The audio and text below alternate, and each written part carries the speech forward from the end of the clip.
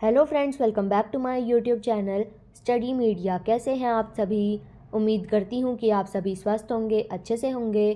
तो आज इस वीडियो में हम करने वाले हैं 5वीं कक्षा की परिवेश अध्ययन झरोखा का सामाजिक विज्ञान का पाठ 12, जिसका नाम है पानी कल से आज तक। तो चलिए पाठ 12 शुरू करते हैं। महम की बावड़ी। बच्चों, तुम्हें याद होगा कि पिछली कक्षा में हमने पानी के स्रोतों के बारे में पढ़ा था।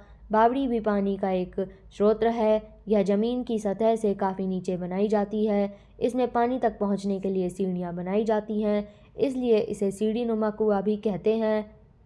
इसके लिए ऐसा ही एक बावड़ी हरियाणा में रोहतक में ज़िले में महम कस्बे में स्थित है। यह बावड़ी भवन निर्माण कला का एक बेहतरीन नमूना है।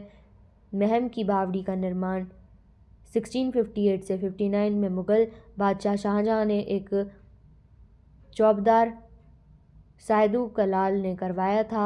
इस बावड़ी में पानी तक जाने के लिए 101 सीढ़ियां हैं। सीढ़ियां 3 स्तरों पर नीचे उतरती हैं। ये ईंटों और कंक्रीट की बनी हुई होती हैं। सीढ़ियों के अंत में एक अष्टभुजी कुआं है। बावड़ी में यात्रियों के लिए कुछ कमरे बने हुए हैं जो गर्मी के दिनों में ठंडे रहते हैं। एक ब्रिटिश यात्री पीटर मुंडे ने इस बावड़ी को सार्वजनिक उपयोग के लिए रोमन साम्राज्य के स्मारकों जैसा स्मारक बताया है। इसी तरह की अन्य बावड़ियां हरियाणा में मेवात, झज्जर, नारनौल, कैथल, टोहाना, हांसी आदि जगहों पर भी हैं। रखरखाव के अभाव में अब ये बावड़ियां अपना महत्व खो रही हैं। इनका संरक्षण करना हम सब की जिम्मेदारी है। फिर है सोचो और लिखो। क्या तुमने कोई बावड़ी देखी है? यदि हाँ तो कहाँ? इसका उत्तर है हाँ, मैंने बावड़ी देखी है। यह हमारे शहर में है। हमने उसमें पानी था या नहीं? इसका उत्तर है हाँ, उसमें पानी था। उसकी सफाई का क्या प्रबंध है? सफाई के लिए कर्मचारी रखे हुए हैं। क्या वहाँ रहने वाले लोग उसका पानी का उपयोग करते हैं? यदि नहीं तो क्यों नहीं? नहीं, पानी साफ नहीं होता, इसलिए प्रयोग नहीं करते। बावड़ियों में सीढ़ियाँ क्यों बनाई जाती हैं? इसका उत्तर है पानी तक आसानी से पहुँचने के लिए। फिर है बावड़ियों में कमरे क्यों बना जाते हैं? इसका उत्तर है यात्रियों के रहने के लिए। बावड़ियों में पानी कम और गंदा क्यों हो रहा है?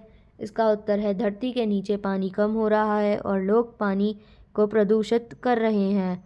बावड़ी में रखरखाव में तुम क्या योगदान कर सकते हो? इसका उत्तर है हमें वहाँ गंदगी नहीं फेंकनी चाहिए।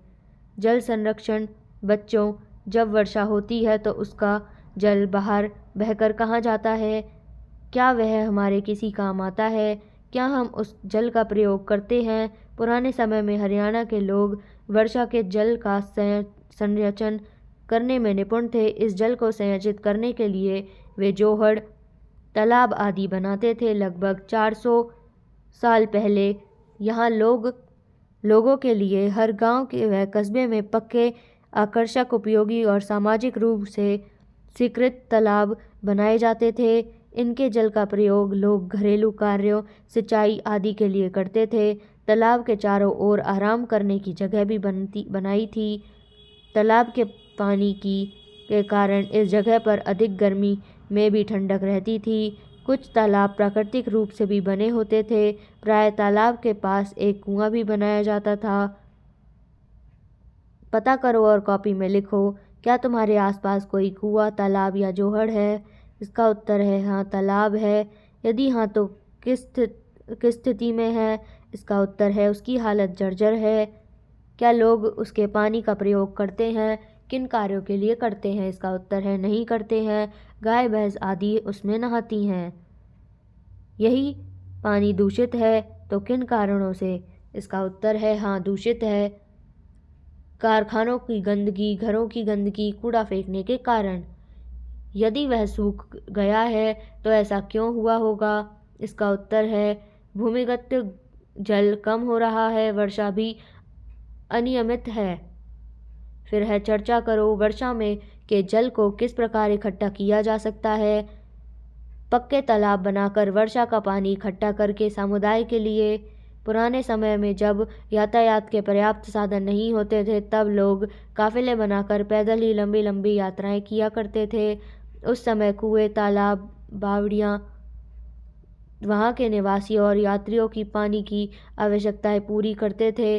जिस स्थान पर सराय यात्रियों के ठहरने की जगह बनाई जाती थी वहाँ पर एक कुआं अवश्य बनाया जाता था। हमारे देश के अन्य शासकों ने कुओं, तालाबों और बावड़ियों का निर्माण कराया। यात्रियों को पानी पिलाना आज भी परोपकार का एक काम माना जाता है, इसलिए प्राय जगह जगह प्याऊ बनाए जाते हैं। गर्मियों में मीठे पानी की छबील लगाई जाती है। सोचो और लिखो, क्या तुमने भी कभी प्याऊ का छबील लगाई है? इसका उत्तर है हाँ। हम सभी मित्रों ने मिलकर गर्मियों के दिनों में छबील लगाई थी। फिर है, ये क्यों लगाई जाती है? इसका उत्तर है गर्मियों में लोगों को पानी की कमी ना रहे, राहगीर प्यासे न रहें। किस मौसम में अधिक लगाई जाती है? इसका उत्तर है गर्मियों में। गर्मियों में प्याऊ व छबील के अतिरिक्त और किस तरह के लोगों के लिए पीने के लिए पानी की सुविधा उपलब्ध कराई जाती है? इसका उत्तर है लोग वाटर कूलर लगवाते हैं, घड़ा भर कर रखते हैं, नल भी लगवाते हैं। फिर है, आप पानी कहाँ से? बच्चों, आजकल तुम्हारे घरों में पानी कहाँ से आता है? क्या अब भी तुम कुओं से पानी भरकर लाते हो या तुम्हें घर में ही पानी प्राप्त होता है, नल से आता है? फिर है, अब बताओ तुम्हारे घर में पानी कहाँ से आता है?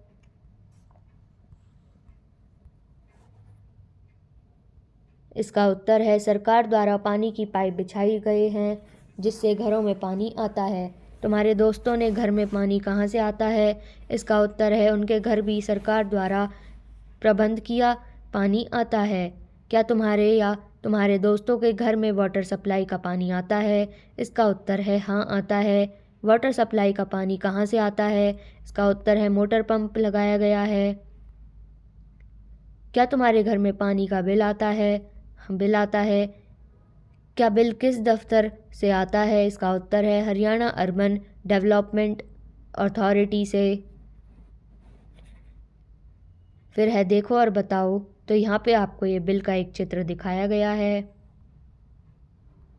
फिर है, दिए गए चित्र में पानी का बिल देखो और बताओ यह बिल किस दफ्तर से है? इसका उत्तर है हरियाणा अर्बन डेवलपमेंट अथॉरिटी से। बिल किस महीने का है?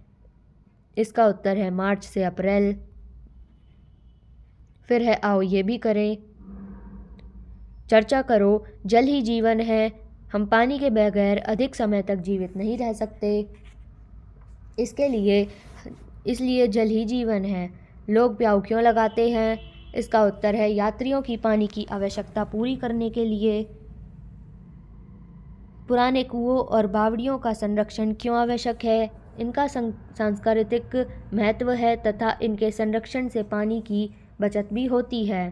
फिर है, पता करो और कॉपी में लिखो। कुओं, बावड़ियों तथा तालाबों में पानी कहाँ से आता है? इसका उत्तर है वर्षा का पानी तथा भूमिगत जल। पानी के संरक्षण से कोई 3 तरीके लिखो। इसका उत्तर है टंटियों को कसकर बंद करें, लेकिन लीकेज आदि को रोकें, बाल्टी भरकर न नहाएं, खुले पानी से नहीं, कार की धुलाई खुले पानी से न करें, गीले कपड़े से पोंछें, वर्षा का पानी इकट्ठा करने का प्रबंध करना चाहिए, सब्जियां धोने के बाद पानी को पौधों में डालना चाहिए। फिर है, वर्षा के जल का संरक्षण क्यों ज़रूरी है? हम यह कैसे कर सकते हैं? इसका उत्तर है हम लोगों ने बहुत से ट्यूबवेल लगा लिए हैं तथा इस कारण भूमिगत जल कम होता जा रहा है, इसलिए वर्षा के पानी का संरक्षण करना आवश्यक है। इसके लिए बड़े बड़े पक्के तालाब बनाए जाते हैं तथा घरों की छतों पर एकत्र होने वाला पानी को पाइपों की सहायता से तालाब में भरा जाता है।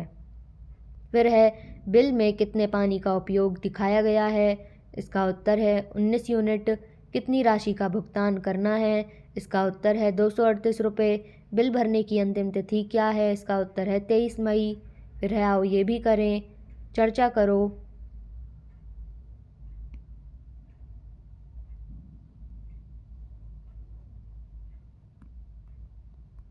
अब गत्ते की शीट पर गिलास से थोड़ी अधिक ऊंचाई का मिट्टी का आधार बनाओ। इसके एक कोने में घर का मॉडल रखो, शेष जगह को बगीचे के रूप दो। घर की छत पर प्लास्टिक का बॉक्स रखो, उसमें चित्र अनुसार एक छेद करो। छेद में स्ट्रॉ का एक सिरा डालो। गिलास के ढक्कन और तली में एक एक छेद करो। स्ट्रॉ का दूसरा सिरा ढक्कन में डालो। गिलास को घर की दीवार के साथ साथ मिट्टी में दबा दो। छत पर पानी डालो और देखो क्या होता है। पानी स्ट्रॉ से होता हुआ नीचे मिट्टी में चला जाता है। फिर है इस प्रकार हम वर्षा के जल का संरक्षण कर सकते हैं। तो ये आपको स्वयं करना है। और यहाँ पे वीडियो ख़त्म होती है। अगली वीडियो में हम पार्ट 13 जल ही जीवन है करेंगे। तो ये वीडियो आपको कैसी लगी मुझे कमेंट करके ज़रूर बताएं। वीडियो को लाइक करें, शेयर करें और चैनल को सब्सक्राइब करना ना भूलें। Thank you.